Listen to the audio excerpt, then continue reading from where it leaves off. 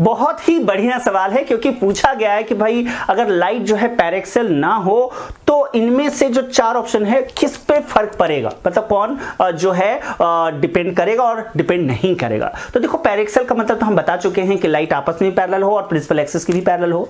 अगर पैरेक्सल नहीं होता है तो जिस भी पॉइंट से जाएगा, हमने एक क्वेश्चन में आपको डिस्कस भी किया था कि फोकल लेंथ तो वही रहेगा, लेकिन जो फोकल प्लेन है यानी कि उसमें उस लेंथ पे ही ऊपर नीचे जा सकता है। मतलब फोकस जो है एक तरह से आप कह सकते हैं कि अगर लाइट पैरेलल नहीं है तो फोकल जो पॉइंट होगा वो अलग अलग होगा। ठीक है, फोकल प्लेन सेम डिस्टेंस पे होगा लेकिन फोकल प्लेन जो है वो डिफरेंट पे होगा, जिससे कि हमने आपको बताया भी था कि इमेज का अलग अलग लोकेशंस होगा, है ना, यानी कि इमेज जो है क्लियरली नहीं बन पाएगा। खैर ये तो बात हो गई, बट क्वेश्चन पूछ रहा है कि डिपेंड जो है पैरेक्सल रे हो या ना हो, उससे कोई फर्क ना पड़े तो वो कौन कौन सा है। तो ऑब्वियस है कि पोल जो है वो खुद जो लेंस आपने लिया है या मिरर लिया उसके खुद के ज्योमेट्री और उसके नेचर पे डिपेंड करता है। पोल हो गया, प्रिंसिपल एक्सिस हो गया, ठीक है, ये सारी चीजें, या रेडियस ऑफ कर्वेचर हो गया, यह डिपेंड नहीं करता है कि लाइट पैरेक्सल है या नहीं है। तो केवल जो है वो कौन अफेक्टेड होता है, वो केवल फोकस डिपेंडेंट होता है। तो यहां क्वेश्चन में पूछा गया कि पैरेक्सल रे पे कौन जो है फैक्टर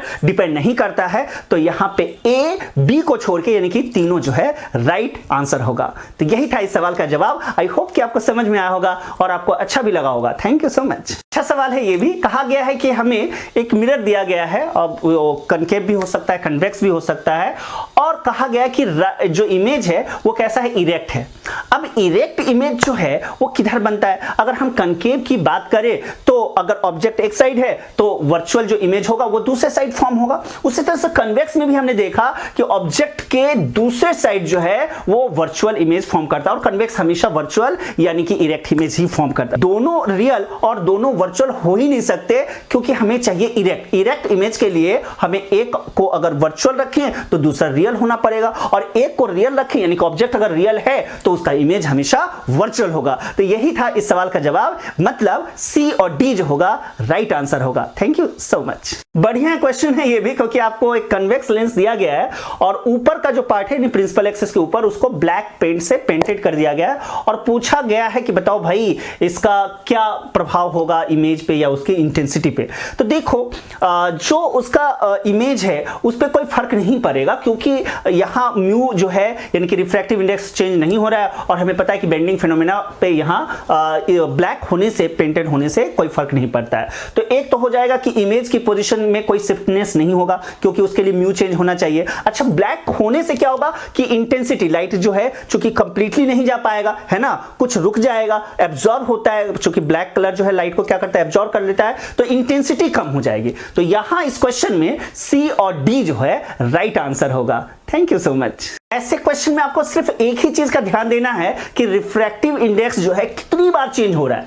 तो यहां पे अपर हाफ और लोअर हाफ, एक का μ1 है, μ2 है, या कुछ भी है, दो बार चेंज हो रहा है। मतलब जो बेंडिंग फिनोमेना होगा दो पॉइंट पे होगा, यानी एक बार O1 पे एक जगह वो फोकस होगा और दूसरी बार O2 पे होगा।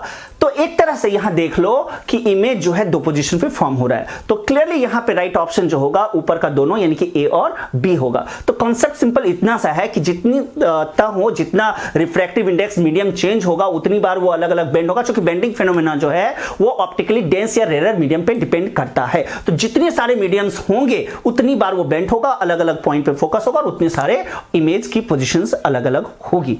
तो आई होप कि आपको समझ में आया होगा और आपको अच्छा भी लगा होगा। Thank you so much.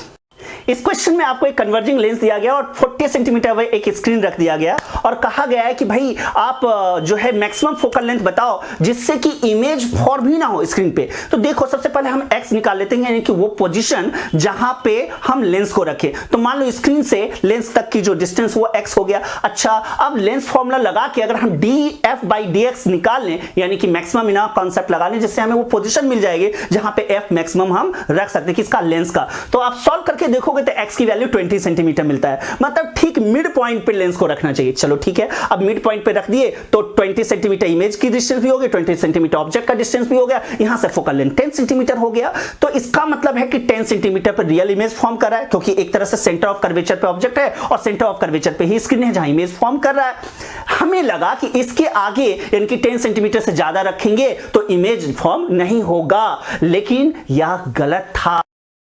क्योंकि हमें लग रहा था कि एससीवी ने गलती कर दी, 10 की जगह 20 लिख दिया, लेकिन यही तो है जहां से एससीवी व्यू बुक एससीवी बनता है, क्योंकि यहां पे कॉन्सेप्ट जो है आपका बिल्कुल क्रिस्टल क्लियर हो जाता है। अब ध्यान से देखो, अगर हम धीरे धीरे बढ़ाएं 10, 11, 12, 13, 15, 20 तक जाएं, 20 सेंटीमीटर रुक जाओ। 20 सेंटीमीटर का मतलब क्या हो गया? अगर फोकल लेंथ 20 सेंटीमीटर कर दें तो एक तरह से ऑब्जेक्ट कहां पे रखा हुआ है? ऑब्जेक्ट जो है वो फोकस पे रखा हुआ है। अच्छा, ऑब्जेक्ट अगर फोकस पे रखा हुआ है तो इमेज कहां पे जाएगा? इंफिनिटी पे, लेकिन रियल इमेज तो फॉर्म करेगा। और हमें पता है कि स्क्रीन जो है केवल रियल इमेज को कैप्चर करता है, लेकिन जैसे ही 20 से हम ज्यादा करेंगे, यानी कि अब ऑब्जेक्ट पोल और फोकस के बीच में आ जाएगा, और हमें पता है कि तब जो इमेज है वह सेम साइड और वर्चुअल फॉर्म होगा। और हमें पता है कि वर्चुअल जो है वह कभी भी स्क्रीन पे फॉर्म हो ही नहीं सकता है। यही खासियत है एससीवी की, और इसलिए हम सब एससीवी को काफी प्यार करते हैं। So love you SCV sir, thank you so much. बहुत ही बढ़िया सवाल है। हमें पता है कि रिफ्लेक्शन और रिफ्रैक्शन दोनों में लाइट क्या होता है? बेंड होता है, और एक फिक्स एंगल होता है ना, कि फिक्स एंगल पे ही वो बेंड होगा। लेकिन जब हम डायफ्रैक्शन और या डिस्पर्जन की बात करें तो डिस्पर्जन में तो अलग अलग वेवलेंथ की वजह से अलग अलग उनका जो है बेंडिंग फिनोमिना होता है, इनकी एंगल ऑफ डेविएशन जो होता है डिफरेंट होता है। उसी तरह से अगर हम डिफ्रैक्शन भी बात करें तो वो अलग अलग डिफरेंट एंगल पे वो बेंड होता है। बेंडिंग फिनोमिना चारों ऑप्शन में होगा जैसा कि दिया गया है, लेकिन रिफ्लेक्शन और रिफ्रैक्शन ही दो ऐसा फिनोमेना है जिसमें बेंडिंग तो होगा लेकिन वो फिक्स एंगल पे होगा। नहीं, रिफ्लेक्शन में भी हमें पता है incident angle equal to refraction, reflected angle होता है, और स्नेल्स लॉ में रिफ्रैक्शन जो होता है वहां भी जो एंगल है वो फिक्स हो जाता है, डिपेंड करता है μ1 और μ2 पे। तो राइट आंसर यहां पे जो है, चूंकि ये मल्टीपल चॉइस क्वेश्चन है, तो ए और B is here right answer. Thank you so much. बढ़िया से कंफ्यूज करने की कोशिश की गई इस क्वेश्चन में, लेकिन देखो एक बात ध्यान रखो कि अगर लाइट जो है कन्वर्जिंग नेचर का है तो कहीं ना कहीं रियल मीट करेगा और वो रियल इमेज फॉर्म होगा, और डाइवर्जेंट नेचर का है तो वो कहीं नहीं मीट करेगा तो बैक ले जाकर वर्चुअल मीट करवाएंगे और वर्चुअल इमेज फॉर्म होगा। तो यहां केवल बी ही जो है वो राइट आंसर होगा, क्योंकि अगर कन्वर्जिंग नेचर का है रे ऑफ लाइट तो इमेज तो कंफर्म है कि रियल होगा, लेकिन बाकी जो चीजें हैं जैसे कि अगर वो रियल अगर इमेज है तो ऑब्जेक्ट भी रियल हो या वर्चुअल हो, जैसा कि अलग अलग ऑप्शंस में कहा जा रहा है, तो वो आप देख ले वो कहीं भी सही नहीं है। एक ही ऑप्शन यहां पे सही बैठता है, बी, चूंकि लाइट जो है कन्वर्जिंग नेचर का है ना, तो वो कंफर्म हो गया 100% कि रियल इमेज ही फॉर्म होगा। तो राइट आंसर यहां बी होगा। Thank you so much.